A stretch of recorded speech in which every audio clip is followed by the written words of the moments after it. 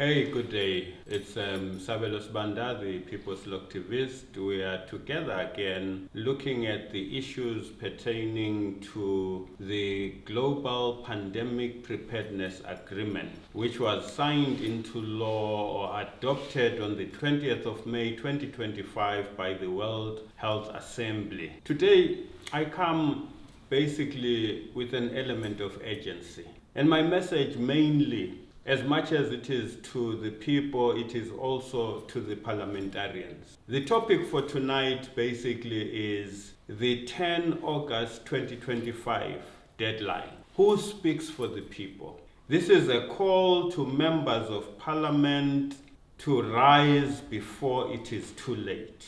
The urgency behind this situation is informed by the fact that the World Health Organization has issued out a timetable, a timeline for purposes of ensuring that the adopted agreement can now come to a point where it's negotiated to see the light of day.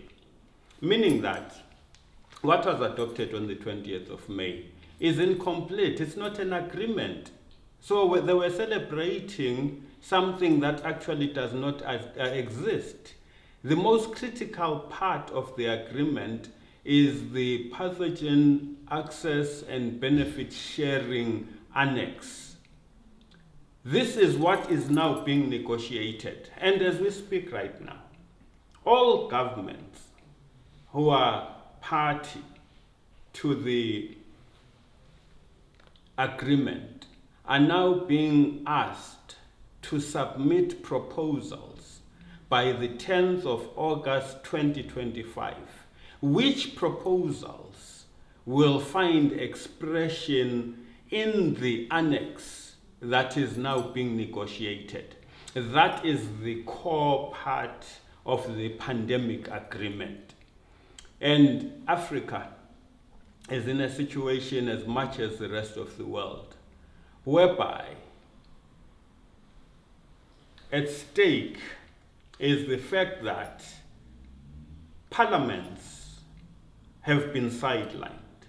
The elected representatives of the people, the ones that I have spoken to, don't even have a clue what is going on, because those people who have been elected and are supposed to be representing the interests of the people and be the voice of the people and be the custodians of the preservation of democracy, both from the perspective of representative democracy and also participatory democracy, have been sidelined by this process.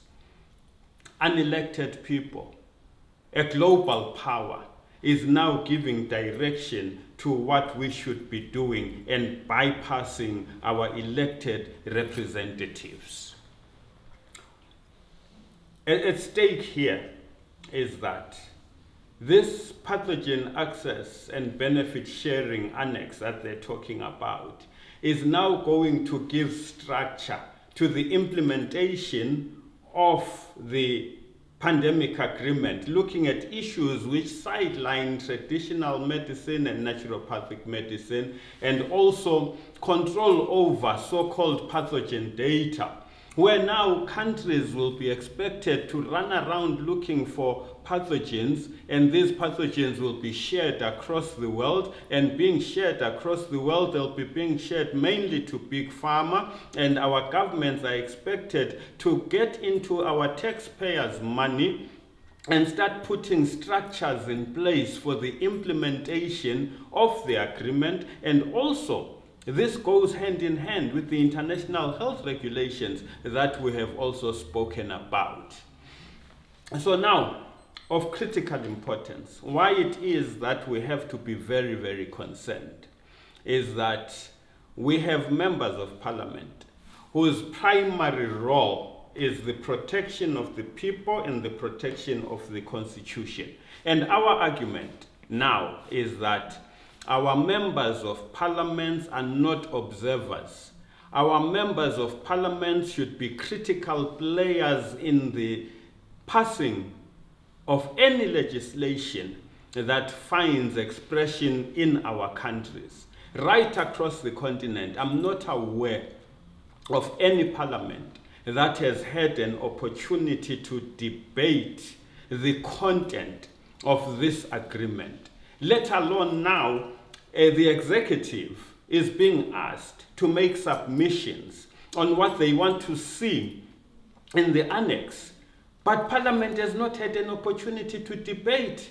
Parliament has not had an opportunity to talk to the people and find out what the people are saying, to find out what civil society is saying, to find out what the community-based organizations are saying. As we speak right now, as we look at what is going on right now, our parliaments are being undermined, our parliamentarians are being bypassed, and we cannot allow that to happen.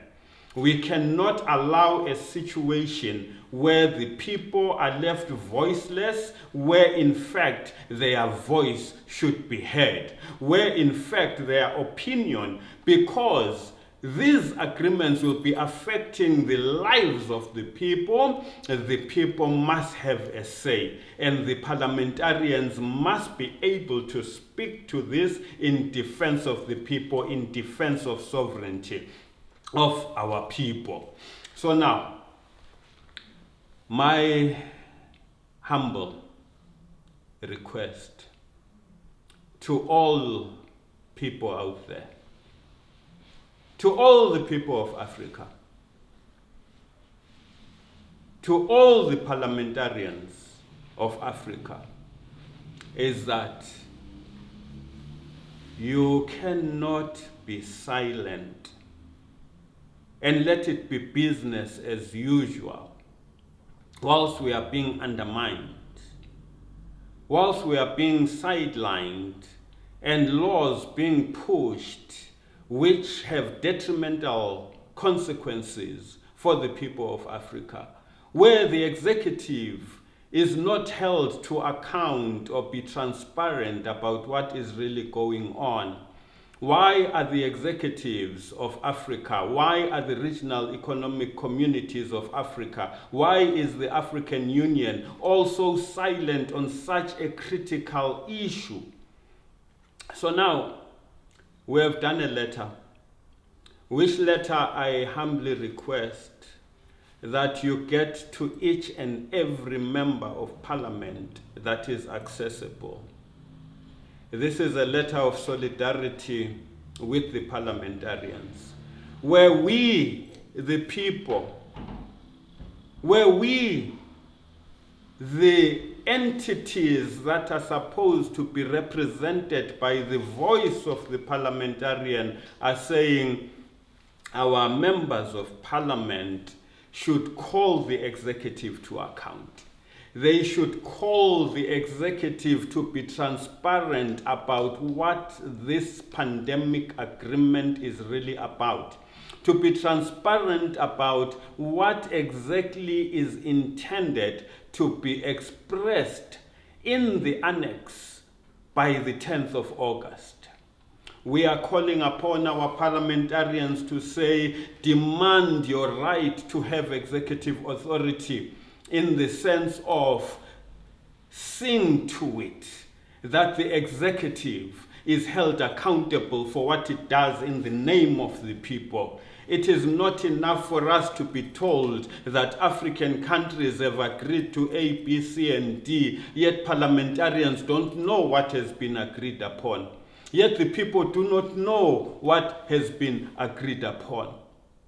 So what I am saying, and what I am humbly requesting for, to you, members of Parliament, stand strong, protect the people, demand democratic processes that speak to why you exist as parliamentarians in the first place. This is an invitation to you, parliamentarians, to say, let us work together, the people and the parliamentarians, preserving the health of Africa, preserving the right of Africa to participate meaningfully in processes that speak to the future of the African man, woman, and child. Standing strong and saying the executive cannot, on its own, decide the future of the entire continent when our parliamentarians have been sidelined. This is the time where we call on you, members of parliament, walk with the people. Let it not be said that there was a time when democracy was threatened. There was a time when the voice of the African man, woman, and child was sidelined. There was a time when there were people who were elected to represent the ordinary man, woman, and child, but they kept silent. Let it never be said that our African parliamentarians failed to rise up to the occasion. Let it never be said that our African parliamentarians were complicit, and whether out of fear, out of ignorance, or out of just a carefree attitude, failed to challenge the protection of the African nation. We implore you as parliamentarians, this is your opportunity to be heard, not just seen. For some, we know that the last time there was any meaningful engagement with the people was when you were asking for the vote. Now is the time that the people are asking of you to perform on their behalf. Raise these issues in Parliament. We've got a few days left, literally, for us to be able to call the executive to account. Go to the public media spaces, whether it's social media, it's mainstream media. Talk to us, talk to the people. Let us know exactly what it is that you intend to do to protect us as the people. Open those parliamentary committee spaces for us to come and have a conversation with you, so that we can begin to say to you, we are not your enemies. We are not here to challenge you in as far as your being where you are. We are challenging you to be the voice that articulates the will of the people. But how will you articulate the will of the people if there's no conversation with the people? So what we're saying is, this is an opportunity for African parliamentarians to stand alongside the African people and say, we feel you. We hear your heartbeat. We hear the African drum beating and beating and beating and calling us to the dance. And we are ready to dance the African dance that will protect the African people. To the African people, to the people of the world, we've done a letter, which letter will be circulated to every parliamentarian. Check the link below to be able to access that letter. Once you access the letter, all you have to do is put in the name of the parliamentarian to whom the letter is being addressed. It's made in such a manner that is relevant for any country. In as much as our primary focus now is Africa, where it says Africa, you can change and put whatever continent you come from. My request is, let's let our voice be heard through the people who took the vote in the name of representing African people. This is the time for them to stand up and show that they are the real representatives of African people. This is the time where they align with the people and not with the executive and not with foreign interests that have nothing to do with who we are as African people. For those who are in South Africa, together with the link where the letter is, there is a link from Parliament, basically, that gives all the contact details of the parliamentarians. So you don't have to search around, it's there already. Parliament has created a space where we can communicate with the elected representatives. Let's use that particular space. Let's use that particular platform. The letter gives more detail about what we are talking to. I want to keep this very, very short. And together with that, there is a link from the World Health Organization showing the timelines leading up to the intended signing of this pandemic agreement, which will be legally binding, and we won't be able to run away from it. This is the time for us to interrogate it properly. This is the time for us to find out who is speaking for us. If our parliamentarians are not part of this process, who is negotiating on our behalf before the World Health Organization? Who is speaking a language that is supposed to represent us without having spoken to us?